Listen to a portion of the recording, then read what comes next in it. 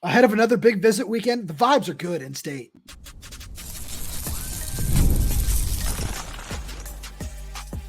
You are Locked On Huskies, your daily podcast on the Washington Huskies, part of the Locked On Podcast Network, your team every day. Welcome back into another edition of the Locked On Huskies podcast. I'm Roman Tomashoff. That's Lars Hanson. He's the site editor with Athlon Sports Inside the Huskies. I'm the site editor with Huskies Wire. Thank you for making this your first watch or first listen of the day, as we are part of the Locked On Podcast Network. And Lars, ahead of another big visit weekend, like I said in the opener, the vibes are really, really good in state. Zaydrius Rainey-Sale, the number one prospect in the state, 4-star linebacker, cut his list to 3 the other day, and included Washington along with Florida State and UCLA. He's set to take a visit this weekend. Looks like 4-star athlete, probably going to play linebacker, maybe a little bit safety at the next level. Jonathan Epperson, the number 2 prospect in state. Also looks like he's starting to zero in on a commitment than the number 5 player in the state.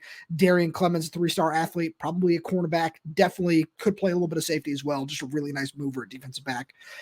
Is also taking an official visit this weekend. A lot of top players, especially after losing D'Aryhian Clemons to Oregon. This is exactly what you want to see in terms of in-state recruiting, where you're certainly not going to get everybody. You're not always going to want to take everybody in-state. You want to be a little bit of selective sometimes, I think, in terms of the offers you throw out and who you prioritize. But the guys, even though it's come around a little later in the cycle, the guys that Jedd Fisch's coaching staff have prioritized in the state of Washington are really, really talented. And I'm really excited to see if they can get all those guys to commit to UW. Yeah, definitely. I think the obvious one is Zaydrius Rainey-Sale. When you look at him being the number 1 player in the state, when the coaches after this camp period, whatever you want to call it, ended in early May, one of the first recruits they went to go see was ZRS. And that was, I think, the important sign to say, hey, obviously we're recruiting, Florida, Texas, California. We're recruiting everywhere. We're doing a quasi-national recruiting angle, if you will, but we still know how valuable you are. And I think that's a good sign for Jedd Fisch when you talk about, okay, the last couple of staffs, how have they been able to identify in-state talent, and are they closing at the end in kind of a bailout situation, or are they actually in on these guys from the beginning? And to Jedd Fisch's credit, Steve Belichick, and that's the other thing with this, he didn't make that hire until late January, early February. Yeah. So some of these defensive hires have had to kind of work backwards. So it's a testament to the entire staff, because when you went, I did that story for Athlon Sports where you go look at the coaches that showed up. It was not just Robert Bala, not just John Richardson, not just Vinny Sensei. It was a whole defensive staff plus Scotty Graham, and I believe Jordan Pow was also there as a special teams coach and in-state recruiter, which really just goes to show, hey, we're not just throwing you Robert Bala and saying, hey, well, you guys will figure it out. We're not just throwing you and Belichick there. This has really been a collective staff effort, and it goes exactly to your point where we're not going to take every in-state kid. I don't think, even when you look back at the Chris Peterson days when they would sign 5, 6, 7 guys, really only 2 or 3 of them per class ended up truly panning out or playing on a consistent level, not even just being a starter, but just being a consistent player. So when you look at the guys that they're targeting this class, they're all mostly on defense, and they all are right at positions of need that could come in and make an impact, more so with the linebackers and safeties, because, again, there's so many young safeties on this roster. It might take some of those guys an extra year or two, but ZRS especially. Anytime you get the top player in your state to be a finalist and potentially jump back in the boat, having been committed under the previous staff with Kalen DeBoer, I think that's the most important part of all of this. Oh, 100%. All the off-field, when it comes to ZRS, are very important. That's a really good look for the staff moving forward, especially when you look at the 2026 top player in the class being Derek Coleman-Brusa, another guy at edge rusher, big position of need, and offering his brother, who our guy Ben Glassmeyer wrote a fantastic breakdown of Lowen Coleman-Brusa, who is another guy, in-state player. Wouldn't be surprised if he does end up committing to Washington at some point. And the optics look really good right now. Yeah, losing D'Aryhian Manning, we've seen some of the everydayers in the comments say, all right, what happened there? It looked like he certainly was a priority in terms of position. We're going to be talking a lot about the offensive line later in the show. But when it comes to ZRS, this is a guy that you need to put on a full court press for, where UCLA certainly seems to be in the mix. Florida State also right there. I think it's neck and neck right now between UW and Florida State, and I wouldn't be surprised if the official visit over the weekend ends up putting UW over the top. And one of the reasons that I want to talk about that, just in terms of on the field, is this is a guy who I truly believe can start as a true freshman. I watch his film, and this is going to, I mean this not in terms of his ceiling, but in terms of play style only. I see Micah Parsons in terms of what he was early on in his Cowboys career, because I see somebody who can line up off the ball and be really, really productive with his speed, that's athleticism, with just how fierce of a tackler he is. I see somebody who can move like that, but I also see him line up off the ball as an outside linebacker. Sometimes he can put his hand in the dirt and be an edge rusher, where that's why I see that. I see that the athleticism and I see the versatility, where by no means am I comparing him to Micah Parsons, because that's just a whole different conversation. But I see that play style, and that's somebody that Steve Belichick, Robert Ballard, Jedd Fisch, whoever you want to say on the coaching staff, watches that film and says, yeah, we need to go get this guy right away. And then you look at it on top of that. Oh, he's in state.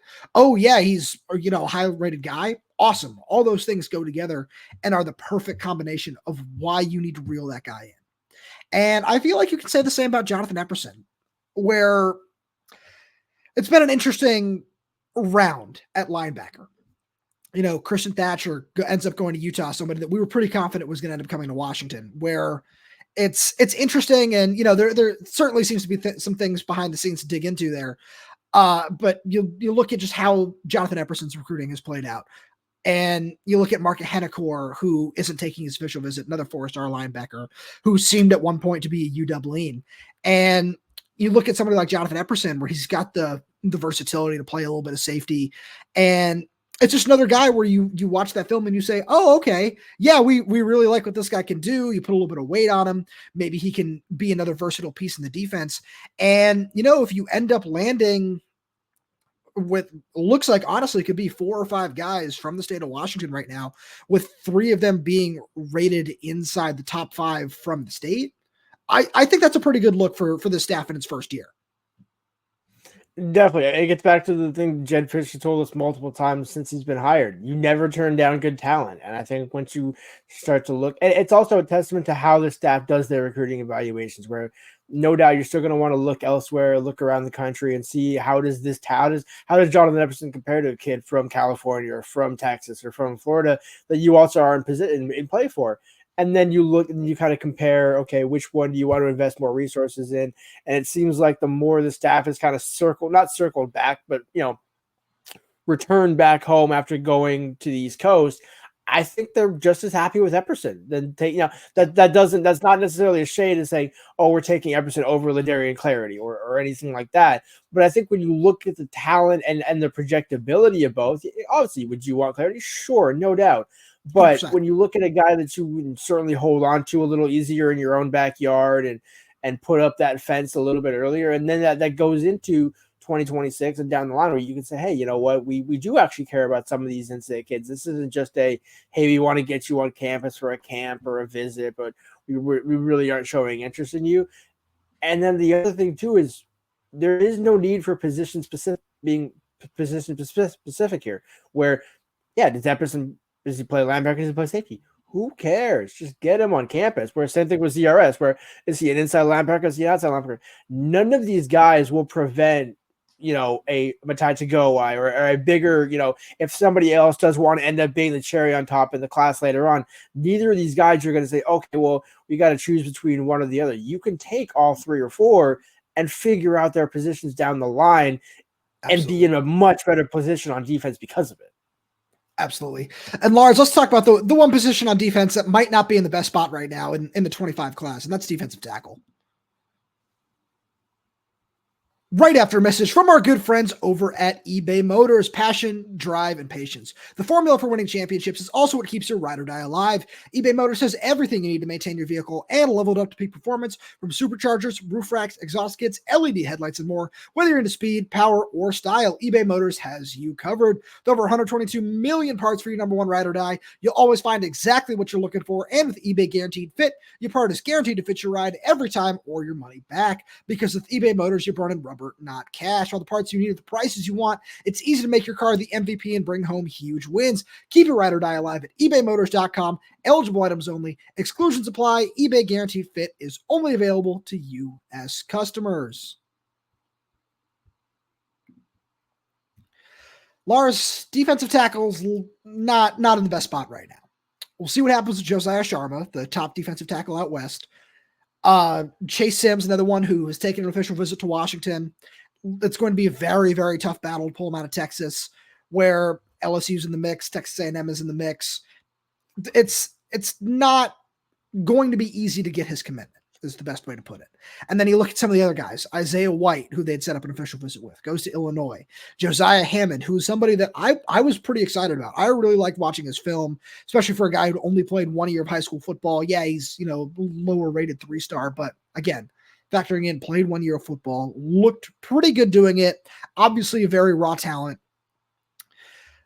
But you look around at some of the other offers, guys like Nicholas Alston, who's committed to Liberty. Like, it's just, there are a lot of offers at the position, and there just hasn't seemed to be much traction. And it's really tough, because the number one thing to think about with this is probably the most premium position in terms of recruiting, in my opinion, at least. And I know something we talked about with Brian Smith a couple of weeks ago, which is fantastic chat, but one of the toughest positions to recruit at a high level consistently is defensive tackle. And, you've seen what good ones can do. I mean, especially if you want to just talk about Washington and an underrated 3-star guy in Vita Vea, where you can certainly find diamonds in the rough. But it's something where if you're able to get consistently high-end impact guys at the position, that can go a long way to build a team. And right now, that's one position that, if I had to pick one position where I had the most questions, just in terms of the 2025 class, that's where I'm looking right now. Yeah, I don't disagree at all, because it does carry over in a way to what we had said, even going into this year, where it's the defensive line crop is not necessarily the greatest on the West Coast, which means you're going to have to go elsewhere. It's just a byproduct of what the class is, where yes. And now here's the thing. If you want to go on the opposite end of that and say, oh, well, maybe we can take a 2 or 3 star guy. It's like, okay, you can do that. But then the expectations go way down in terms of how quickly you can expect whoever that signee would be to get up to speed and actually be a contributor to the program. And then the other side of that coin also is when you look at how well or not well they did in the transfer portal in that regard. When you look at, the only other option where if you don't get the guy you want, you'd have to sub in the portal. Guys aren't always there. So this is why it's imperative in the high school recruiting ranks to get those guys early on. And you mentioned Chace Sims. I still think there's a somewhat decent shot at him. But the problem with that, again, it gets back to what we were talking about in the first segment. It's not easy to hold on to a commitment like that, especially in the state of Texas, who's going to want to, probably get pestered to take official, more unofficial visits to, Texas, Tech, things like that. And being being 3 hours away, it's going to be harder to hold on to some of those commitments, but you still want to go shoot for him.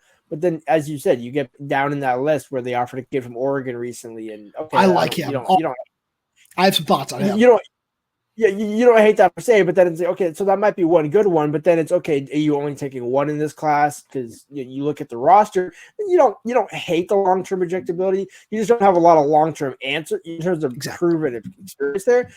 But, Ron Parker will still have 2 years left. You look at Bryce Butler or JUCO will probably have another year. So there's guys that will have years left, so you can make it work in 2025. But, man, it's a little rough right now. So the one thing I'd be really curious about, and you can have a really, really long debate, and we certainly will on the show at some point, about especially when it comes to the way Jedd Fisch wants to build this class, where he wants it to be based off of high school recruiting. I mean, if you had to put a number on it, like 80-20 when it comes to high school versus the transfer portal. And we saw, what the defensive tackle crop was like in the transfer portal as well, where it was really, really hard to go out and find that high-end talent, where a lot of those guys aren't leaving. And if they are, they're getting a premium in terms of NIL to go to wherever their new home might be. And you don't necessarily want to rely on that. And I'm really curious to see what it looks like come December. And that's way too early to be talking about any of that. But at the same point, it needs to be brought up in the same light, because you can't build a defense with that, especially in the Big Ten, without some strong defensive tackles. I don't want to say dominant, because those are few and far between. They're very, very hard to come by. But when I look around this class, Dominic McCone is the guy you're referring to out of Adrian C. Wilson High School in Happy Valley. I like his film a lot. Guy is really twitchy for his size, moves well, plays with awesome pad level. And that's somebody who is a state champion wrestler.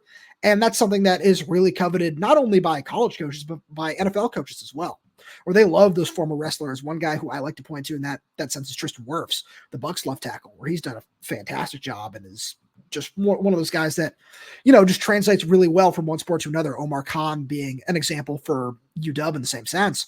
But you can't always necessarily rely on those guys. And I don't mean that as any knock on the player, because I think you translate really well to the next level. But it's just in terms of you have to really trust your development. And I think the staff does. I truly do.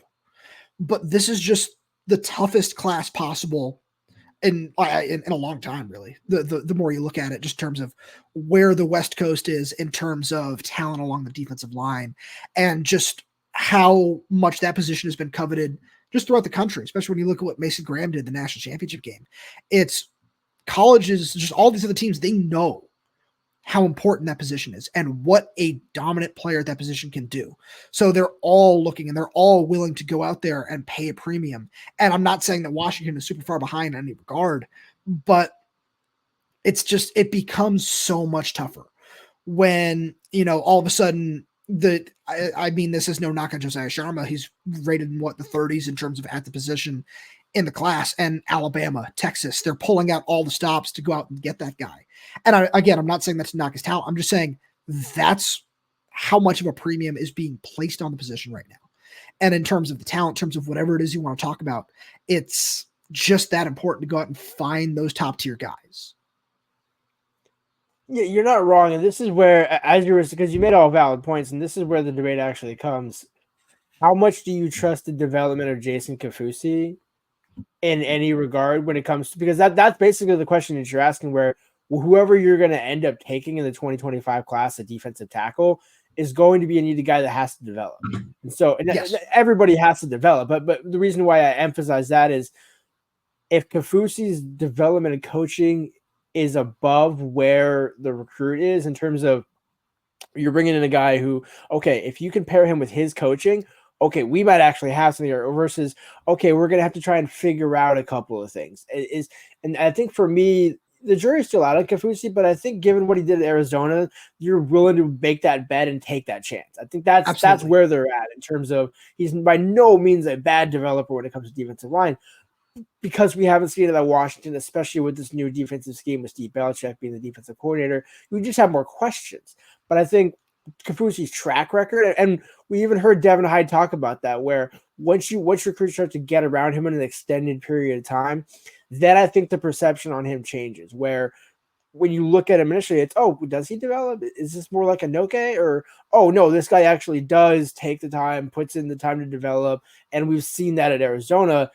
It's just a little bit hard to swallow, as you mentioned, when you have guys like Alabama and all these national powers coming in for a 3-star, not a 4-star, not a 5-star, which again is no knock on the players. I've repeated many times, but it just highlights the problem in this class. And so, to bring this full circle, you mentioned the Liberty commit. Sometimes you have to just go after those guys where it's, wow, we're flipping a Liberty kid. I mean, look at the portal. You got a kid from Sac State. You got a kid from this state. You got a kid from, Directional State U. It's okay, great. We still like his projectability, and we think our coaches will do better for him than what he's had previously. And that's all you really can do at this point. Absolutely. And let's be real. When you haven't gotten any of your top targets, when you're down to offer 7, offer 8 at the position, and you still haven't gotten anything, that's the bad look. That's what we wanted to just drive that point home. But at the same point, you can still find a way to develop. And I certainly do trust Jason Kaufusi's development.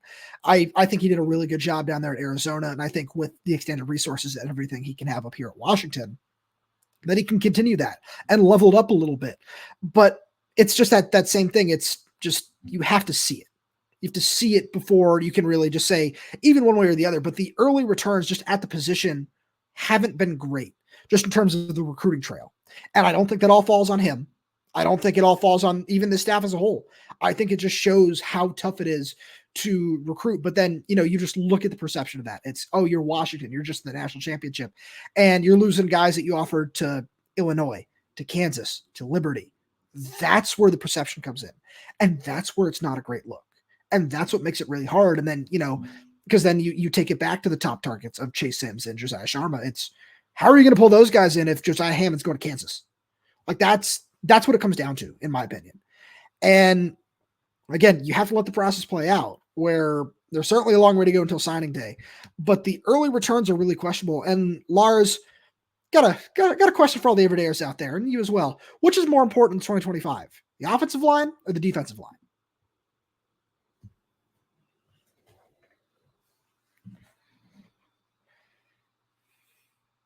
So Lars, this is a really interesting class where the defensive line, certainly there needs to be a premium placed on there. And you could say the same thing about the offensive line.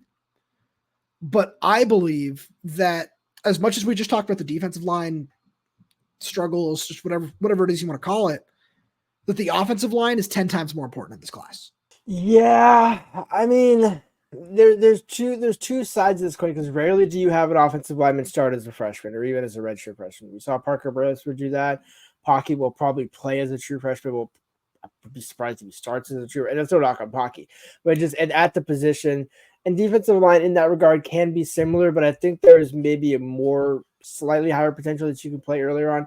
And when you look at the defensive line, like I mentioned in the last segment, there isn't necessarily somebody that you can point to on the interior and say, that's a safe bet in 2 years.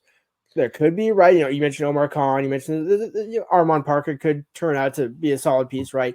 But when you look at the rest of that position, to me, I think, man, I would go defensive line just because there's a little bit more, I don't want to say faith in Brendan Carroll over Jason Kaufusi. I just think there's enough bodies in the offensive line room at the moment to make me less concerned than I am on the defense side, but they're still both a concern. So this is why I say offensive line. Not only are you coming off a Joe Moore award-winning season, I just think that when you look at what Brendan Carroll did to develop at Arizona, that there are so many reasons that guys should be lining up to go to Washington along the offensive line. Getting Champ Talele's commitment in that same regard was very, very important for that reason, because it shows, yeah, you can go out and get those blue chip guys at the position. That's awesome. That's a big win. But on top of that that's where you still need the most depth, in my opinion, where let's look at what could happen this season. Right, two guys that we're very, very high on the offensive line that we think will be kind of the stalwarts of it are Jerez Party and Guard Memolar. What do those two guys have in common? If they have strong seasons, they can leave. They can both go to the draft. So stockpiling in that position is more important, where there are certainly going to be a lot of questions along the offensive line, but stockpiling that position and making sure that, because we saw Arizona's offensive line be excellent last season. We saw them develop at a high level. We saw them do a lot of good things. And if Jedd Fisch's scheme is going to succeed here, that needs to happen again. And I think it can happen at a very, very high level. And if you can go out and get, supplement Champ Talele with a Douglas Utu, or one guy that I really, really want to jump into right here is Elijah Vicona. 6'8", 370-pound prospect from Santa Margarita Catholic down in California. I love this dude's film. And I look at that guy in particular as somebody who is a very, very underrated 3-star. He's come along super late in the process because he's a very raw prospect when you watch his film, which is no surprise given just, his size and everything. But that's somebody where I look at that and I say, if you can get a guy like that, he could be your left tackle of the future in 2 years. And he could honestly end up being one of the better offensive line prospects in this entire class. And I look at that guy as somebody who the success of the class could hinge on getting Lowen Coleman Brusso. We talked about a little bit earlier, a 3-star from Kennedy Catholic, and pairing him, with Jake Flores, with Champ Talele, and then adding one more guy in there if you want. But getting those guys and restocking the depth, where I just remember that was one of the big things about, this offensive line over the last couple of seasons is having that blue chip talent stacked, where, a couple of guys leave after 2020 and then 2021, where it's, oh, you got a 4-star filling in Julius Buelow, you got a 4-star coming in Nate Calippo, 4-star Troy Fautanu, 4-star Roger Rosengarten, and then a fantastic 3-star center in Parker Brailsford. Now all those guys are gone. And again, Landon Hatchett, 4-star recruit. Gard Memelar, borderline 4-star recruit. Loved his film. A little bit underrated coming out of Idaho. But you look around and you want to make sure that depth is stockpiled. And that's probably the most important position to do so, especially in the Big Ten. Yeah, I don't disagree. I would just say the exact same principle applies, and which is why I took the defensive line, because the other side of that coin is the offense. The only reason I say the defensive line is because, as we mentioned, the offense is kind of predicated on getting the ball out quick, make decisions. I actually randomly went back and watched Jedd Fisch's signing day press conference, and he was talking about the quarterbacks, where it's like, hey, you had Patrick Mahomes and Tom Brady, one guy who throws off structure great, and one guy who was predicated on getting the ball out in less than 3 seconds. All that is because the defensive line is making pressure and forcing guys either to be off structure or coming up and stuffing the run. Whichever one it is, when you go to the Big Ten, you have to have those defensive linemen stacked year in and year out. And right now, Washington is not there. And now that's not to knock, an Armand Parker and Omar Khan. I guess Deshaun Lynch is only a senior, so I'm not sure he'll have a lot of years left. But you look at some of the guys long term, there are bodies there, but I don't necessarily think anybody in that room says, hey, I can be a starter in 2 years. Omar Khan, maybe. I don't want to pour water on that, because actually I'm really intrigued by him. But the more you start to look at it, you really need to have some of those guys, because as we talked about, it's, if you're having to go and supplement in the portal, that's okay. But you'd rather do it through the high school ranks. And the other kind of, when you mentioned Dominic Pagone, that's the other one where in a similar but different Elijah Viacona mold, where it's 3-star from Oregon, so it's not necessarily the greatest, wow, he's not going to wow you, but that could be a guy in 2 or 3 years where it's like, hey, you know what, we was an underrated take at the time and now ends up starting. And we've had a lot of those guys at Washington over the years. So yes, it's important to get the blue chips, but we've seen the 3-stars develop in tow at the same regard. But it's having that balance. It's making sure you can say, hey, we have these 3 positions along the offensive line shored up with 4-star, 4-star, 4-star. Same thing with defensive line, right? Where you look at, we have a couple of 4-star tackles and a couple of 3-star tackles. Cool. Maybe the 3-star and the 4-star play together, and the other, the 3-star, 4-star play together. It Sure. works out in terms of a staggered progression, but because it only works out when you have that talent already kind of molded with the training staff for the 18 to 24 months, not getting them every other year out of the portal and saying, oh, well, we missed on this guy. And the other thing is, you should be able to get, especially, I talked to Ballmaker, we mentioned it, David Hyde mentioned it. It's like, you have Steve Belichick, you have all these coaches that are on the staff that have a wealth of experience. You would think, in any type of defensive lineman, any defender in general, would say, you know what, why not? Like, there's plenty of talent and coaching there that know how to get me to the NFL.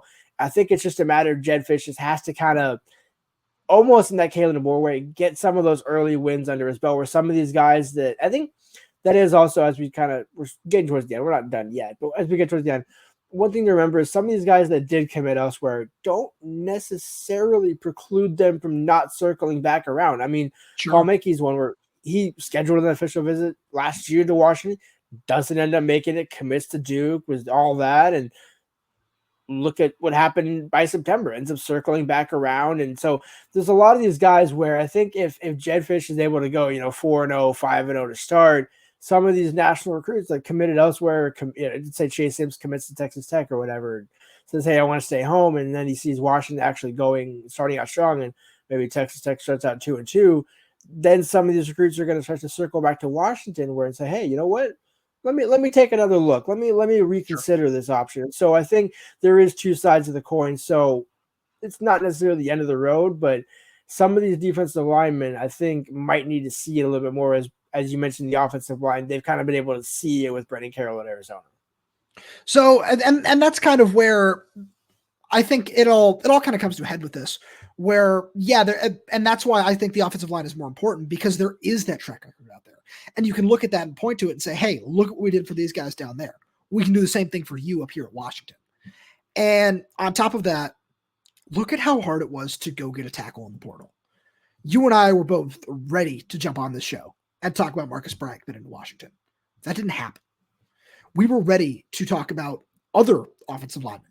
We were ready. Okay, yeah, it's that maybe this guy comes to Washington. Maybe that guy comes to Washington. That didn't happen because just like we talked about with defensive tackles, that's how much of a premium has been placed on that position.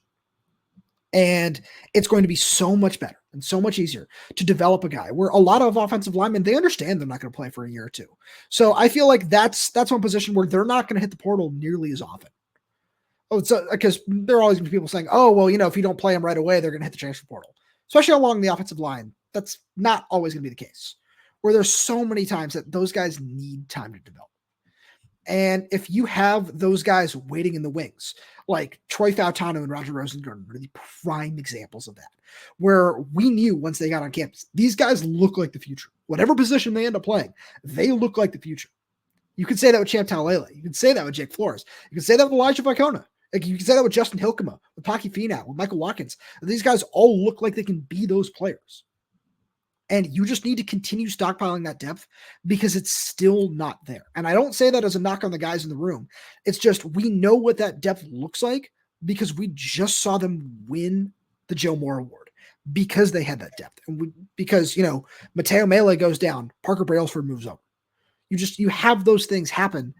And it all helps where, yeah, Parker Brailsford is already starting, but there just wasn't a drop off. And you just need to have that depth. And Lars, with that being said, as always, thank you so much for being here. Thank you all everydayers for tuning in. We really do appreciate your support, especially as, we cut down 3 times a week here. Appreciate you tuning in, having some fun with us. And we've got so much more fun stuff coming for you throughout the offseason. So please make sure you subscribe wherever you get your podcast. And that's YouTube, Spotify, Apple Music, Amazon Music. We're there. We're everywhere. We're updating this channel on Monday, Wednesday, and Friday right now. So make sure you hit that like button, subscribe wherever you get your podcast, as it all really does help us out. If you have any questions, comments, concerns, show ideas, you want to hear from us, drop them right down below. And if you're audio only, please leave us a 5-star review. Thank you so much for tuning in, and we will talk to you on Friday.